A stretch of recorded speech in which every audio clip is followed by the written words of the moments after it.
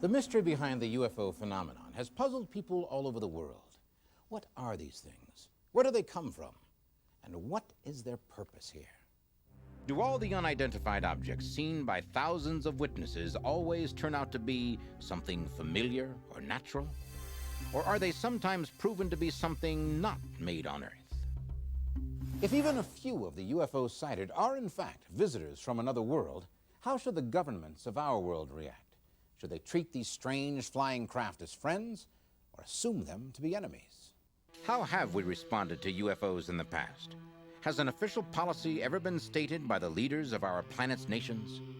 The American government's policy on UFOs has taken some bizarre twists and turns in the last 50 years. To the best of our knowledge, this all began in 1947 with a private plane flying over Washington state. A businessman, Kenneth Arnold, saw 9 crescent-shaped objects flying in an echelon formation near Mount Rainier. And he naturally thought that these were planes, but they were not behaving like any airplanes he had seen. He told reporters at Yakima, Washington, that the motion of the objects he had seen was like that of a saucer skipping across a pond. This was the first sighting to really stick in the public mind, and it gave it the term flying saucers. Based on Arnold's experience as a pilot, based on his credibility as a businessman, there seemed to be little reason not to accept what he'd said. When the Air Force finally issued their official explanation for the Arnold sighting, they said it was a mirage, some kind of apparition floating in the atmosphere. After that sighting, hundreds of people saw objects in the sky and reported them to the Army Air Force. And in September 1947, Lieutenant General Nathan Twining, head of Air Materiel Command, wrote to the office of the Commanding General of the Army Air Forces. And in this letter, he strongly recommended that an official investigation be carried out. And on December 30th that year, a project was approved and given space at Wright Field, Dayton, Ohio. The general public knew that the Air Force had started some kind of hunt for flying saucers, so the operation was widely referred to as Project Saucer, but its official code name was Project Sign. Now, Project Sign supposedly was an earnest attempt to discover the truth about UFOs, but from its very first investigation, it was clear that something else was going on behind the scenes. What appeared to be going on was an attempt to conceal the whole truth about the matter. And this was especially tragic because the first known investigation involved the loss of life in pursuit of an alien vehicle. On January 7th, 1948, Flight Commander Thomas Mantell was ordered to investigate a UFO flying over Godman Field, Kentucky. After climbing to 23,000 feet, ground personnel lost sight of Captain Mantell and the alien vehicle. But he reported by radio that he was still closing in on what he described, a tremendous metallic object. And as far as we know, that was Captain Mantell's last message. At 5 p.m. that night, the wreckage of Captain Mantell's P-51 airplane was discovered, with his body still in the cockpit. What really happened? Was Mantell's plane destroyed because it came too close to a UFO? We know this, that every tiny piece of wreckage of his plane was vacuumed up and hauled away and classified. Why? Because he was reporting live to the control tower what he was seeing and what he was doing, up to the point where he apparently passed out from lack of oxygen. And of course, Project Sign investigated and decided what everybody was really seeing was planet Venus. The Air Force said some of the most stupid things to explain Captain Mantell's death. Captain was a very highly trained pilot, very experienced, intelligent young man. They insulted his intelligence, first of all, by saying he'd been following the planet Venus. They also stated that he climbed too high, got out of his oxygen, passed out, and crashed. The excuses that they come up with to explain events of this kind are absolutely absurd. Anything given to Project Sign had to be purged and passed down from upstairs after they found a way to successfully explain it away, either that it was Venus, a star. But the fact the Air Force ultimately dismissed this sighting as nothing more than Venus suggests they weren't interested in solving the mystery.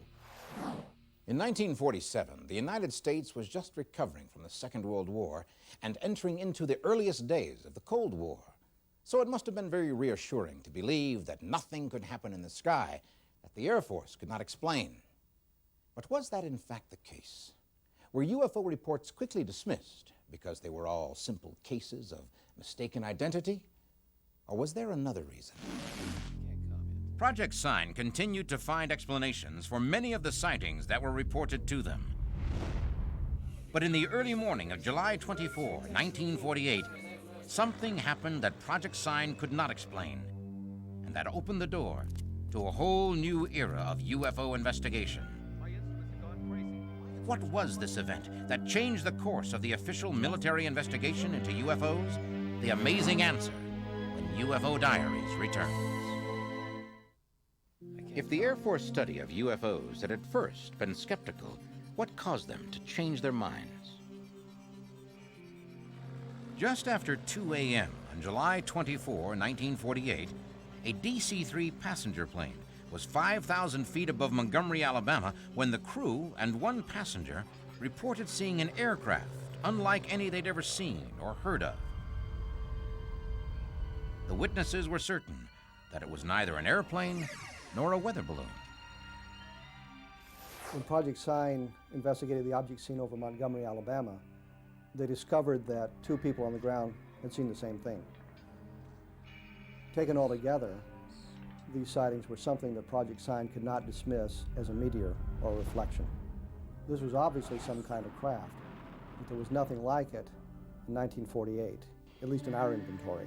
But did this unique UFO sighting really change the philosophy of Project Sign? A problem came when the staff members, who were originally briefed to believe that they were going to have all the information that the Air Force had, came to an independent conclusion that there was more to this than they were advocating. And the reality and the facts that were sensitive, that really indicated we were dealing with extraterrestrial technology, was never, ever released.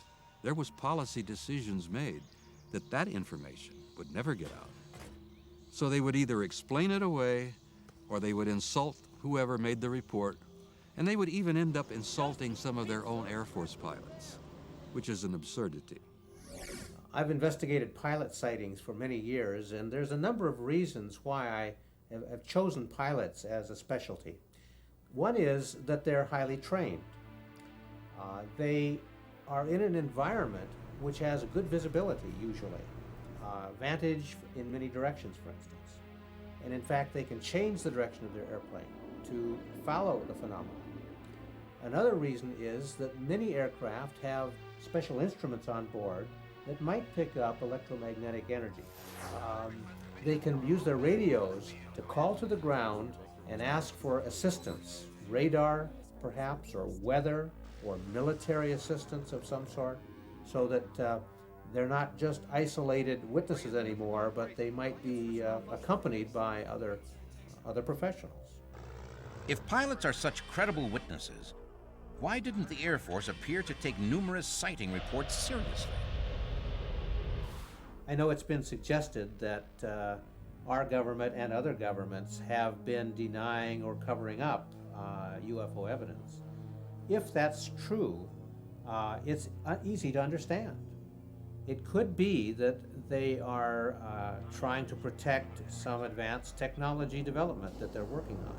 But I think there may be another reason, and that is that if the phenomenon is real, and they know it's real, then they don't want to admit to the public that they can't protect us from the phenomenon. In 1948, in Project Sign, something called the Estimate of the Situation was written. There's controversy about what was in the Estimate of the Situation and who wrote it, but it stated essentially that this was an extraterrestrial phenomenon, and then went on apparently to give various insights about propulsion systems and things like that. The Estimate of the Situation was then sent to George Vandenberg, who was Air Force Chief of Staff at the time. Vandenberg took a look at this estimate and just thought that the document was just ridiculous, nonsense. He ordered all the copies of it destroyed, and they were, which is why we don't really know what was in it. If the report contained nothing of a secret nature, why was the order given for it to be destroyed? General Hoyt Vandenberg was in a position to know the highest secrets of government at the time. He would have known things that he couldn't even tell to the men of Project Sign. And apparently when Project Sign made a report stating flat out that they were extraterrestrial, they evidently hit on something he already knew. So the only thing he could do was reject the report and order every copy of it destroyed. From that time on, we can trace the deliberate attempt on the part of some, not all, of the Air Force to conceal the truth about UFOs.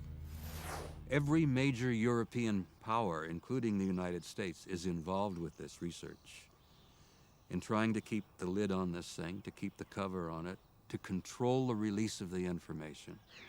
But why? Why would the U.S. government first set up a project to learn the truth about UFOs and then destroy its findings? Had Project Sign uncovered a secret it was not supposed to learn?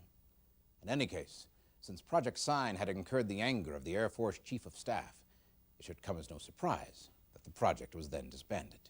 Project Sign was eventually changed to Project Grudge to get out what were considered to be soft-minded people, making Project Grudge a little bit more hard-nosed. And it seemed that they took a whole other vantage point and really tried to collect those people that were willing to put more of a mundane explanation on UFOs.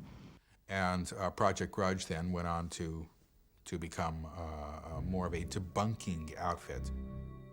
But once again, a remarkable incident forced the military to reconsider.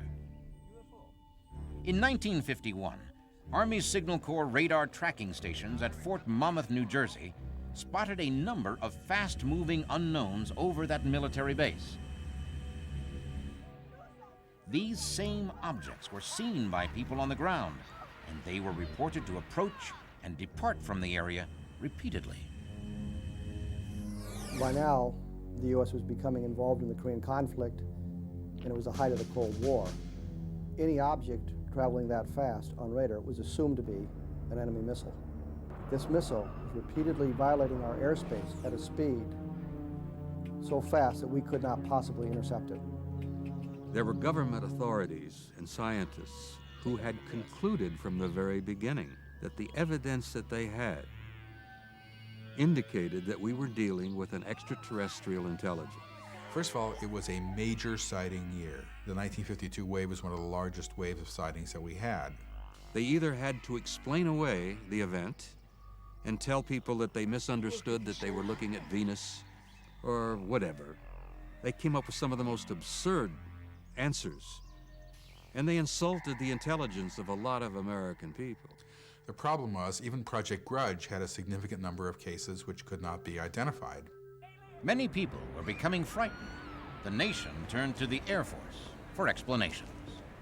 The Air Force, no matter how much they tried, couldn't really get away from having to deal with the situation, and there continued to be UFO reports. By 1951, Project Grudge became Project Blue Book. Which was, quote-unquote, the open project, which was to be able to study and collect reports. Would Project Blue Book finally begin a serious investigation of UFOs? Would the Air Force, at last, use their resources to discover the truth? The astonishing orders that created Project Blue Book and the UFO incident that the government could not ignore when UFO Diaries returned. By the 1950s, Americans were reporting UFO sightings in ever-increasing numbers.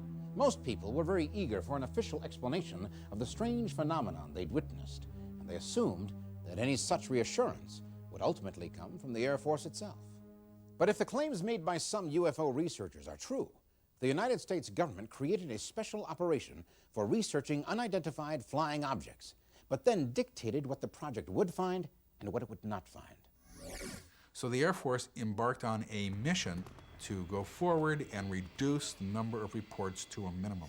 The order was to find explanations for UFO sightings, but not necessarily the correct ones. And their identifications became outlandish, totally unrelated to what people were seeing, and what they were looking at was not a UFO, obviously. It was something else.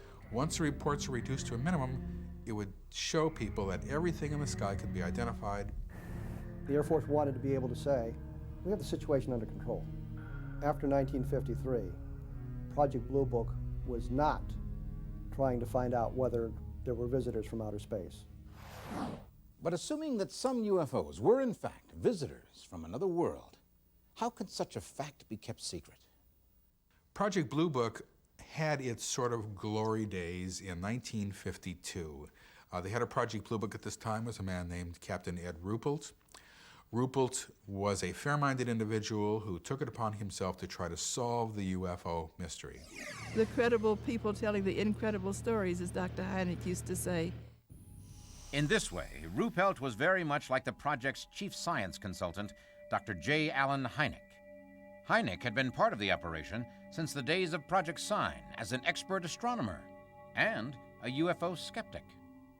Ruppelt and Hynek began their study, and what they learned convinced them both that UFOs represented intelligence not of this earth.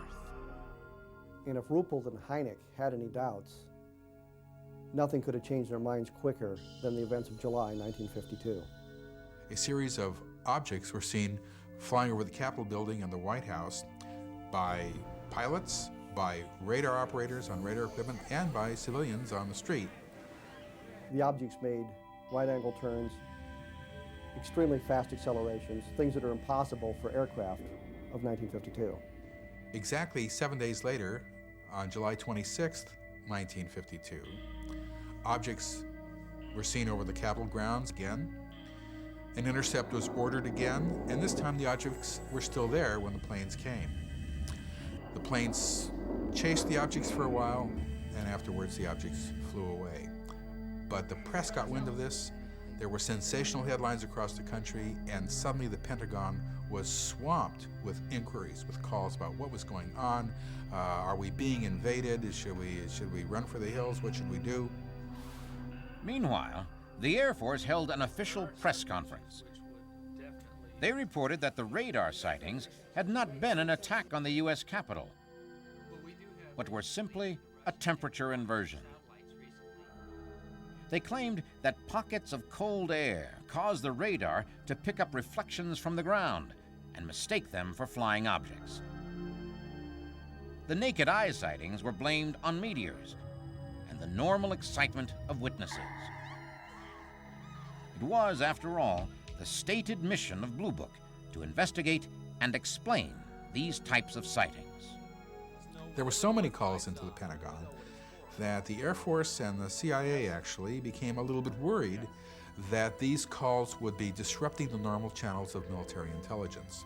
So the CIA organized a panel of scientists to look at the subject sort of secretly. This was known as the Robertson Panel, which met in January of 1953. They sifted through the mountains of evidence compiled by Project Blue Book, the films, the pictures, the movies, and all. After spending only 12 hours reviewing 6 years of research, they issued their report. This was the highest level of our government at work. The U.S. government issues its official edict on the question of flying saucers when UFO Diaries returns. If the Air Force had set up Project Sign, Grudge, and Blue Book for the purpose of explaining UFO sightings, why would the Central Intelligence Agency make its own study of the UFO phenomenon? Blue Book was merely a public relations front. It was never seriously a program to investigate and determine what was really going on. Well, it looked like they simply wanted to find out whether UFOs were a secret Soviet weapon or not, and if the UFO situation was as it appeared to be, whether there was an opportunity for the Soviets to use it against the United States. 5 major scientists looked at the subject and decided some very critical things. They decided, first of all, that the objects themselves probably were not extraterrestrial. In other words, they couldn't see, they couldn't understand the evidence for the extraterrestrial aspect of the phenomenon. But they decided that reports, not the objects, but the reports themselves, did in fact constitute a threat to the national security. They began at that point a systematic program of deception, demystification, and disinformation, and those 3 aspects apparently have continued to this day. They made no attempt to explain what UFOs were. They just set down a policy to teach people that flying saucers didn't exist. Therefore, the Robertson Panel endowed the Air Force with a mission. And the mission was not to study UFOs, not to try to get to the bottom of the UFO mystery, but to reduce the number of reports to a minimum and thereby end the threat to national security. People throughout the society began to criticize the Air Force for not doing its job, and the next thing you knew, the Air Force had a public relations headache on its hands. From that time on, the Air Force was no longer interested in Project Blue Book. And finally, in December of 1969, they shut it down completely.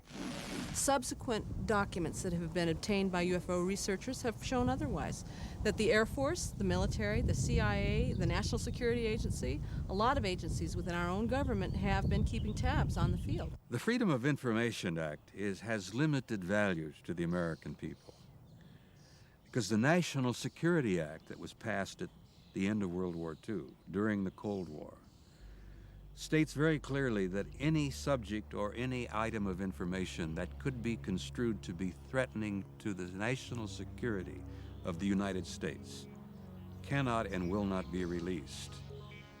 Now, the Cold War is over. Who is the enemy now? Why are those limitations of the National Security Act still being applied? Why are they still keeping it from us? Under what excuse? Who's our enemy? You come to the conclusion today that people in Washington, at least some of the national security people, look upon the American people as the enemy. The Air Force has documents on file showing that UFOs have violated our airspace. And if the things that fly right through our radar and violate our airspace aren't a threat to this government, I don't know what is. If these things are true, then one all-important question still remains. Why? It's quite simple. They know. They've known for 50 years that extraterrestrials are visiting Earth. The Air Force believes the truth is simply too much for us to handle, and so they lie to us instead. The quest for the truth about Blue Book and other UFO studies is a tangled mess. Perhaps it's true that the government has used these studies to hide what they really know. Or perhaps they once made a valiant effort to solve a puzzle that is simply beyond human understanding. If so, the real truth may forever be a sealed chapter of the UFO Diaries.